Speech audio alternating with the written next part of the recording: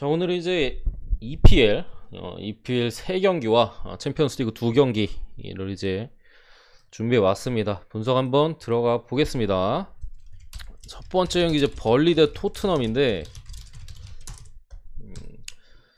일단은 부상자나 뭐 그런 쪽 먼저 볼게요. 벌리는 여전히 비드라가 좀 빠지고, 오늘 아마 구드문드손이 지금 불투명 사이즈긴 한데 수비 쪽에 못 날 가능성이 좀 높아 보이고, 웨스트우드나 뭐 타코스키 미드필더 자원들이 복귀해가지고 지금 불투명 사이즈에 지금 떠 있는 상황이고요. 추가로 뭐 베우스트나 코르네, 이 좋은 공격 자원들이 지금 불투명에 떠 있긴 한데 나올 가능성이 높습니다. 그러니까 여기 지금 불투명 사이즈의 선수들이 많긴 한데 대체로 더 나올 가능성이 높아요. 추가로 이제 수비 쪽에 찰리 테일러는 얘도 불투명인데 못 나올 가능성이 좀 높고, 밑에 적어드린 선수들은 불투명 사이즈긴 하지만 출전 가능성이 좀 높다. 이렇게 되면 벌리 같은 경우는 지난 경기 이제 출전했던 공격 라인이 그대로 나오고 복귀자들까지 추가로 있는 상황이에요. 벌리가 무려 이제 지난 경기 브라이튼 원정에서 3대0으로 잡아냈어요. 3대0. 뭐 1대0 잡은 것도 아니고 뭐 1대1 비인 것도 아니고, 역시나 이제 그때 당시 브라이튼의 라인업, 그러니까 수비 쪽에서의 높이에서의 불안한 면이 있었는데, 그런 부분에 있어서 베오스트가 그 부분을 좀 잘 공략했어요. 벌리가 확실히 컨셉을 잡고 나왔고, 브라이튼의 약점을 잘 두들기면서 역습을 잘 가져갔고, 그러면서 이제 브라이튼을 무너뜨렸었는데, 토트넘도 반면에 지난 경기 반등을 했죠. 무려 이제 맨시티 원정을 떠나서 3대2로 뭐 손흥민의 2개 어시스트가 있었고, 해리케인이 상당히 이제 득점이나 뭐 패스, 전체적인 부분에서 좋은 활약을 보였었는데, 저는 일단은 거기에 속으면 안 된다고 생각을 해요. 토트넘이 물론 3대2로 이제 맨시티 원정에서 3골이나 뽑아냈던 부분은 분명히 이제 뭐 긍정적인 부분이 있고, 이제 이렇게 에릭 다이어가 이제 수비 쪽에 돌아오면서 확실히 좀 더 나은 모습은 분명히 있어요. 미드필더 조합도 이제 벤탄쿠르나 뭐 호이베르 좀 이렇게 자리를 잡아가는 것 같고, 근데 여전히 이제 올리버 스킵이 빠지고요. 탄강가 수비 쪽에 빠지고, 레길론이 아마 코로나 때문에 빠지는 것 같아요. 뭐 요 정도가 이제 토트넘 입장에서는 빠지는 선수들이 아닐까 싶은데, 일단 일정이 상당히 빡빡해요. 거기서 오는 불안감이 분명히 있고, 이 경기는 지난 이제 맨시티전, 토트넘 같은 경우 맨시티전에서의 화력 3골 치고는 솔직히 화력이 그렇게 좋지는 않았는데, 어쨌든 역습 과정에서 날카로운 모습이 있었는데, 그런 부분에서 기대하기에는 조금 어려워요. 경기 양상이 상당히 다를 가능성이 높습니다. 지난 경기에 뭐 맨시티가 라인을 워낙 올리다 보니까 손흥민이 뒤를 팔 공간이 많았는데, 벌리는 그렇게 경기 안 합니다. 벌리가 지금 최근 5경기 7점이 2개밖에 없어요. 근데 그 상대팀들이 브라이튼, 리버풀, 맨유, 와포드, 아스날, 와포드 제외하면은 전부 잘하는 팀들밖에 없어요. 특히나 리버풀 상대로 이제 한 골을 틀어 막았었고, 아스날전에도 이제 꾸역꾸역 잘 막으면서 실제로 경기 원정이었음에도 상당히 잘 막아냈었고, 지금 수비적으로 안정감이 상당히 좋기 때문에 요거 생각보다 토트넘이 고전할 만한 경기라고 저는 봅니다. 물론 해리케인의 컨디션이 너무나도 좋기 때문에 뭐 득점에 아예 실패한다 이렇게 보기는 좀 어려운 부분이 있지만, 토트넘 같은 경우 수비가 지금 안 돼요. 여전히 이제 올리버 스킵의 결장, 물론 이제 아까 말씀드린 대로 에릭 다이어가 돌아오면서 로메오가 이제 본인의 자리에 이제 오른쪽 스토퍼 자리로 돌아가고, 그러니까 수비 3백 자체에서의 이제 안정감은 확실히 더 생겼는데, 여전히 이제 뽀백보에서는 좀 불안감이 있고, 사실 지난 맨시티전에는 좀 꾸역꾸역 잘 막은 느낌이었어요. 골을 이제 실점을 더 많이 할 수도 있었는데 좀 시티가 좀 많이 놓쳤고, 토트넘이 이제 박스 안에서의 집중력이 그래도 꽤 괜찮은 편이었죠. 뭐 그런 부분이 있는데, 이 경기는 제 생각에 터진다면 무승부 가능성이 상당히 높아요. 결국에 토트넘이 이긴다면 한 점 차의 승리가 좀 가능성이 높아 보입니다. 이번 시즌 토트넘 원정승 전 경기 한 점 차 승이에요. 제가 알기로 정확하진 않은데, 제가 쓱 봤는데 거의 전 경기 한 점 차 승이거든요. 컵대회 다 포함해서. 어쨌든 이 경기는 무승부나 햄무, 결국에 이제 좀 배당을 높이는 조합에서 좀 가져갈 만한 경기라고 생각을 하고요.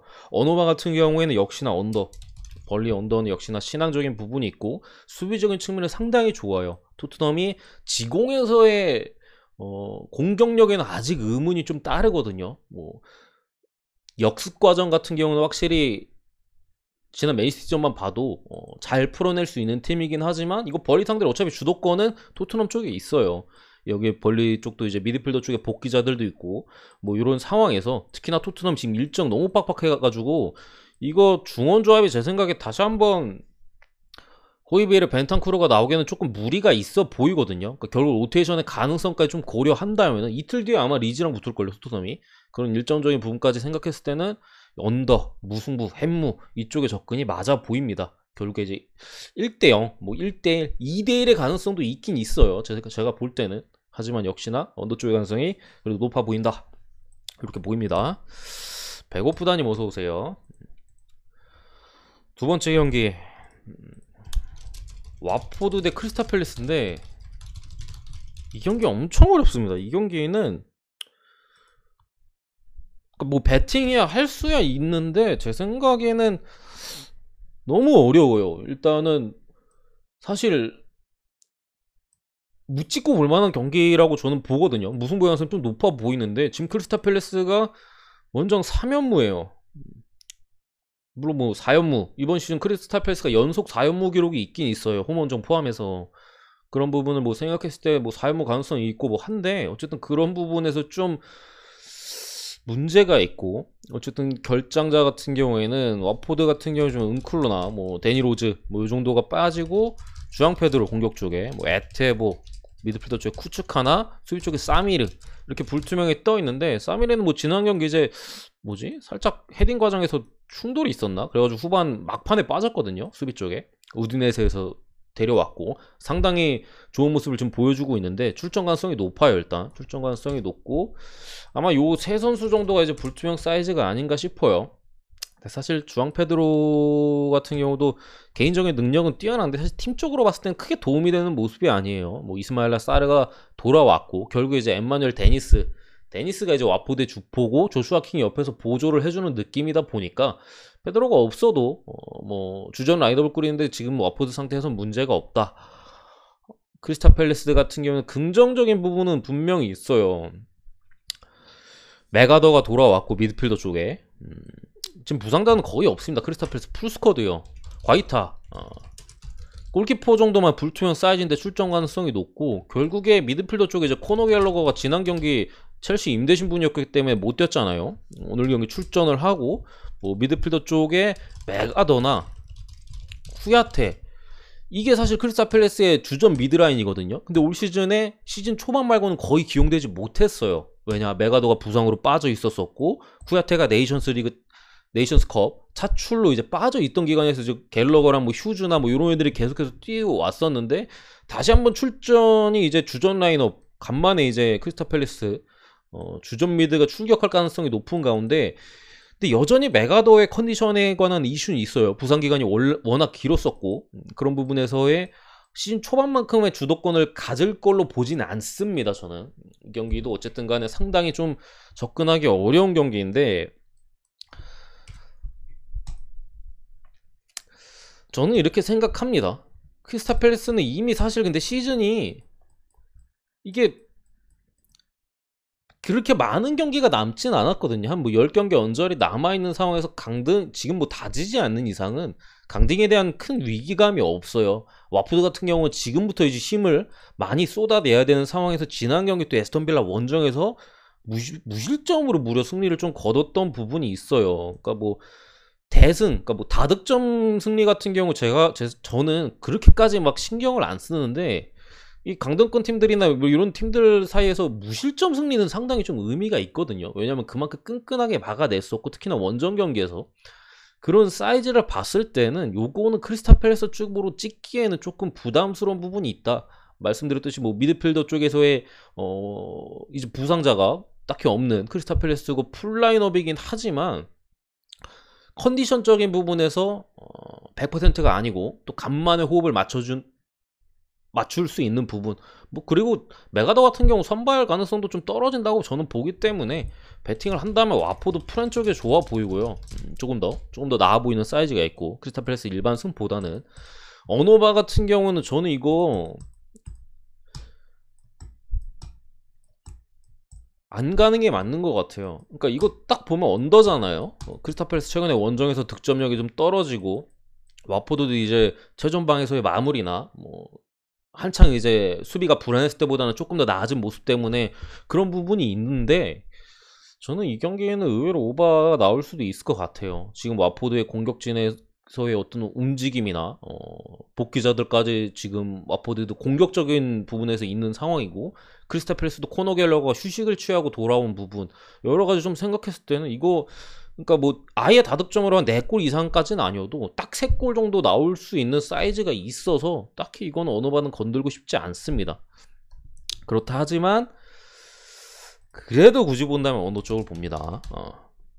그래도 어쨌든 요 정도 사이즈를 보고요. 어비님 어서 오시고 마티님 반갑습니다. 다음 세 번째 경기 리버풀 대 리즈. 요거는 핸디 2를 주는 순간 사실 주력으로 못 찍어요. 이거는 무조건 고배당의 폴더에 들어가야 되는 경기라고 저는 생각을 하고요. 왜냐면 리버풀이 일정이 지금 너무 빡세. 챔스 갔다 오고 뭐 리그 뛰고 곧 있으면 또 첼시랑 리그컵 또 경기 있고 한 3, 4일 간격으로 계속 뛰고 있는 상황에서 지금 살라랑 마네가 갈려나가고 있어요. 지난 경기에서 물론 미드필더 쪽에 이제 뭐 티아고 알칸타라나 뭐 파비뉴나 뭐 휴식을 좀 취하긴 했어요. 벤치에 좀 앉으면서 뭐 체인벌린 뭐 이런 애들 쓰면서 좀 휴식을 취하긴 했는데 특히나 이제 측면 쪽 사이드백 자원이 이제 아놀드나 또 누가 있지 그 로버트스 이렇게 뭐 벤치에 앉았던 부분이 그래서 제 생각에 이거 핸디 2 받은 거예요. 이거 괜히 2 받은 게 아니라 직전 경기에서 살라만에 빼고 리버풀이 로테이션을 꽤 돌렸어요. 그런 상황에서 뭐 노리치를 가볍게 잡아냈었던 부분이 있고 결국 쉬고 돌아왔기 때문에 이게 컨디션적으로도 이게 올라와 있고 리즈 같은 경우에는 많이 뛰는 팀인데 지금 일정이 빡빡하잖아요. 힘을 쓰기 어려운 상황에서 리버풀의 핸들이 2를 받은 거거든요. 근데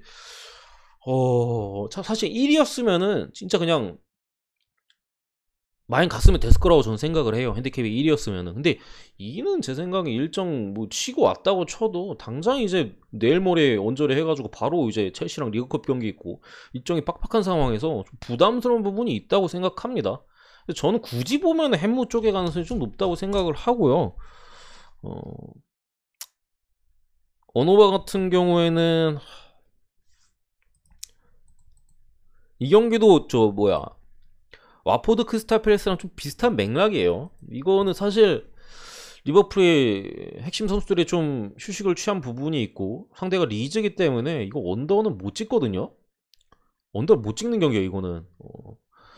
근데 이게 일정이나 여러가지 좀 고려하고 리즈가 지난 맨유전처럼 그렇게 뛸 수 있을까라는 생각이 좀 들어요. 당장 이제 또 3일 뒤에 토트넘 원정인가 경기를 기다리고 있고 또 이게 리버풀 같은 팀들 상대로는 너무 공격적으로 압박을 가하면은 화력 싸움에서 절대 안 되거든요. 맨유 상대로는 이제 공격적인 압박을 가해도 되는데 결국에 이거 미드필더 쪽에서 많은 압박을 가하지 좀 공격을 위한 압박을 가할 확률은 제가 볼 때 그렇게 높진 않다라고 봐서 굳이 보면 언더 봅니다. 물론 안 가는데 굳이 보면 언더 쪽 봅니다. 오바 쪽 그렇게 좋아 보이지 않습니다. 제가 볼 때는 배당 대비 메리트가 딱히 있어 보이지 않아요. 그러니까 언더 오바 배당이 바뀌었으면은 뭐 오바 쪽 건드려 볼만 한 것 같긴 한데 그 언더 오바 배당 1.6대는 제가 볼 때 딱히 메리트가 없다.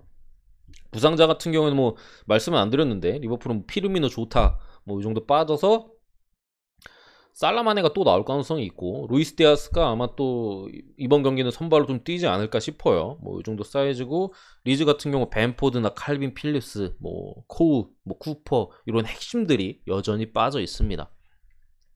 뭐 상황인데 요거는 이제 기준점이 2라서 건드리기가 좀 빡셉니다. 뭐 그런 상황이고 네 번째 경기 벤피카 대 아약스인데 요거는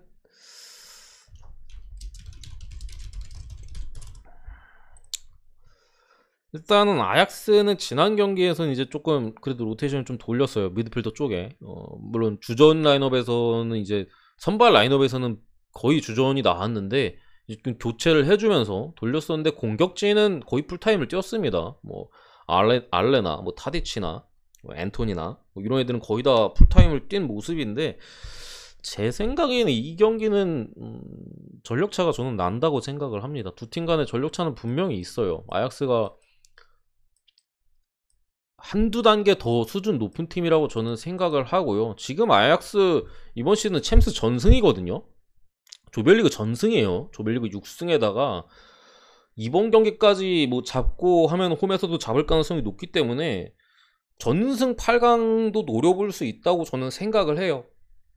그런 기록적인 부분을 전혀 신경 안 쓰기 어려운 부분이 있고, 뭐 그래서 제가 지난 조별리그에선 마지막 아약스 동기부여 아예 없는데도 이거 아약스 조별리그 전승 노려본다 하면서 아약스 승을 봤었는데, 요 경기도 저는 아약스 사이드로 보는 게 맞다고 생각이 듭니다. 어쨌든 벤피카가 리그에서조차도 그렇게 강한 모습이 이번 시즌 좀 아니거든요. 우승 경쟁과는 벌써 좀 멀어진 모습이 있고, 아약스는 이미 조별리그에서 뭐 같은 포르투갈 팀이긴 하지만 뭐 스포르팅을 박살 냈던 기억도 있고, 벤피카가 이번 시즌 스포르팅보다 좀 떨어지고 애초에 리그에서도 더군다나 뭐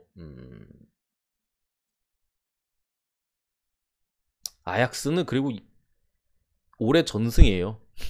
올해 전승입니다. 저는 이거는 글쎄요, 어떤 분석을 하더라도 아약스 뭐 반대나 무승부 쪽을 보기에는 좀 어렵지 않나 싶고, 벤피카가 네덜란드 팀 상대로는 이제 홈에서는 그래도 잘 하긴 하거든요. 뭐 잘 지지 않는 사이드를 잘 만들어내긴 하는데 아약스 상대로는 약합니다. 아약스 상대로는 약해요. 뭐 다른 뭐 팀들 뭐 PSV나 이번 시즌에도 아마 3차 예선인가 챔스 거기서 이제 PSV를 잡고 벤피카가 올라왔었던 걸로 제가 기억을 하는데, 홈에서 잡았고 원정에서는 잡았나 비겼나 아무튼 그랬던 걸로 기억을 해요. 근데 아약스 상대로는 좀 약한 부분이 있기 때문에 뭐 특별히 아약스 쪽에 뭐 핵심이 빠지는 것도 아니고, 수비 쪽에 이제 팀버가 불투명히 떠 있긴 한데 출전 가능성이 그래도 좀 더 높다고 보고, 이건 아약스 사이드로 봅니다.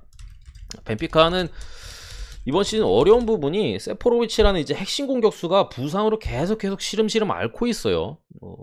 추가로 뭐 베리시모나 피노 같은 좋은 자원들까지 지금 부상이 있는 상황이 있고, 결국에 아약스가 챔스 7연승, 챔스 전승, 2022년 전승을 이어갈 가능성이 높다고 생각을 하고요. 언어바는 역시나 오바 쪽을 보고 햄무 봅니다.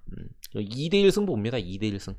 뭐 그렇게 아예 학살 사이드보다는 벤피가 그래도 챔스 이상하게 리그에서는 사실 수비가 그렇게까지 좋지는 않거든요. 최근 페이스도 그렇고 챔스에서는 좀 잘 버티는 경향이 있어요. 의외로 그런 사이드로 볼 때는 한 2대1 학살까지는 아니고 이 정도 사이드로 봅니다. 마지막 경기